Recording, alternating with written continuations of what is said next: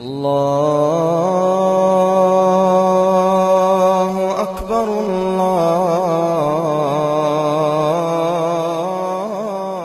اسے معاف کرنا ہے، اسے درگزر کرنا ہے، اسے چپ رہنا ہے، اسے معاف کرنا ہے، اسے جھک جانا ہے۔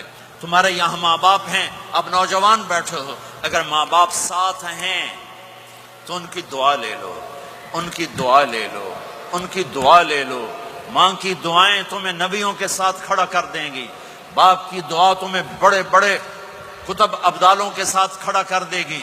والدین کو خوش کرنا، جو صبح صبح والدین کی صرف ایسے جا کے دیکھ لے، نہ سلام کرے نہ حال پوچھے، بس یوں دیکھ لے محبت سے، صبح سے شام تک جنت میں 2 دروازے اس کے لیے کھل جاتے ہیں۔ صبح سے شام تک جنت میں 2 دروازے کھل جاتے ہیں۔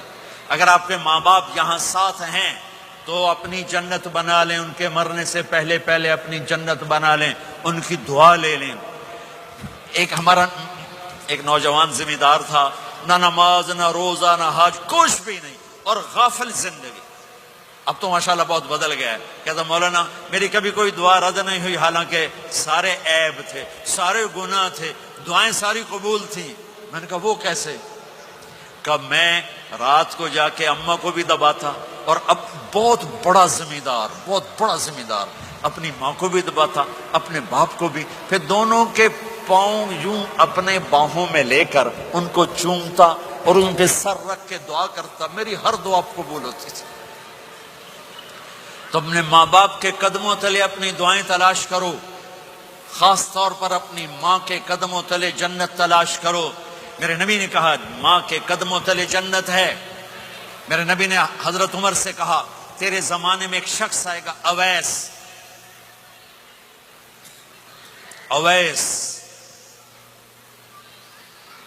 وہ رنگ کا ہوگا کالا، قد کا ہوگا چھوٹا، اور قبیلہ ہوگا قرن۔ جب وہ آئے تو اس سے دعا کروانا، تو بھی اور علی بھی۔ کہ وہ کس لیے؟ کہ اویس نے ماں کی خدمت کر کے وہ مقام حاصل کیا ہے، جب ہاتھ اٹھاتا اللہ ہاتھ رد نہیں کرتا۔ عمر علی کو اویس کی دعا کی ضرورت نہیں تھی، ہمیں سکھانا تھا۔ اس عمر کے زمانے میں ان کو پتہ چلا کہ اویس آ گئے ہیں، ان کو ڈھونڈتے ڈھونڈتے پہنچے میدان عرفات میں، نفل پڑھ رہے تھے، یہ ان کے پاس بیٹھ گئے۔ انہوں نے دیکھا 2 آدمی آ گئے، انہیں سلام پھیرا۔ حضرت عمر نے پوچھا کون ہو؟ کہ مزدور ہوں۔ کا نام کیا ہے؟ کہ اللہ کا بندہ۔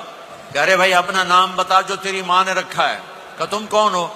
وہ پہلی دفعہ آئے تھے۔ تو حضرت علی نے کہا یہ امیر المومنین عمر ہیں، میں علی ہوں۔ پھر وہ ایسے ہٹ کہا جی میں معافی چاہتا ہوں، میں آپ کو پہچانتا نہیں تھا۔ حضرت عمر نے کہا ہمارے لیے دعا کر۔